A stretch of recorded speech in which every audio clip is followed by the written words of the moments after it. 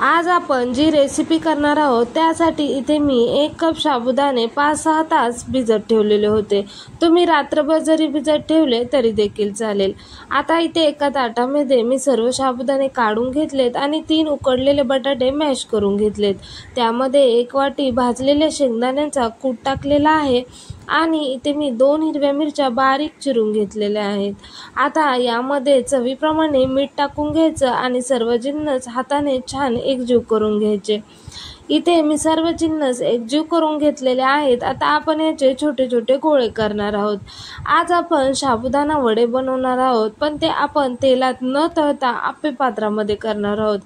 या पद्धतीने वडे केल्यामुळे काय होतं, आपले वडे अजिबात तेलकट होत नाहीत। काही लोकांना तेलकट खायला आवडत नाही, तर अशा वेळेला तुम्ही या पद्धतीने वडे बनवू शकतात। इथे मी आप्पे पात्रात तूप टाकून घेतलेला आहे। आपण उपवासाचा पदार्थ बनवतोय त्यामुळे आपण इथे तुपाचा वापर केलेला आहे। आता यामध्ये आपण जे वडे तयार केलेले आहेत ते छोटे छोटे गोळे आपण यामध्ये ठेवणार आहोत।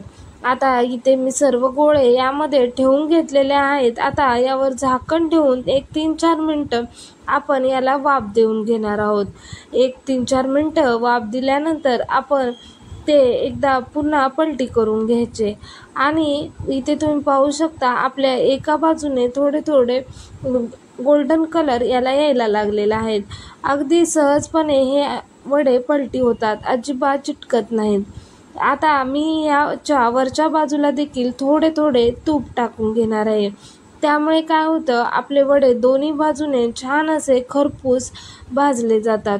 हे वडे आतून अजिबात कच्चे राहत नाहीत, आतपर्यंत छान असे शिजले जातात।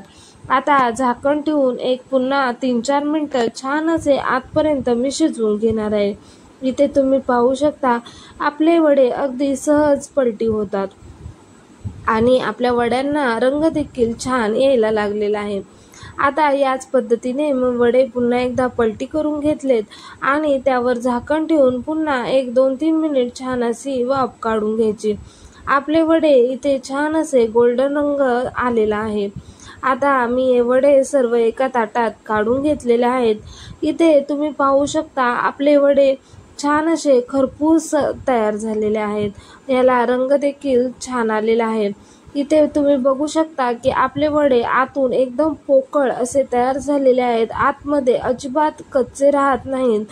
तुम्हाला जर नवरात्रीमध्ये तेलकट खायचं नसेल तर अशा वेळेला तुम्ही असे हे साबुदाणा वडे बनवू शकता। तर व्हिडिओ आवडला असेल तर लाईक करा आणि चॅनेलला सबस्क्राईब करा। धन्यवाद।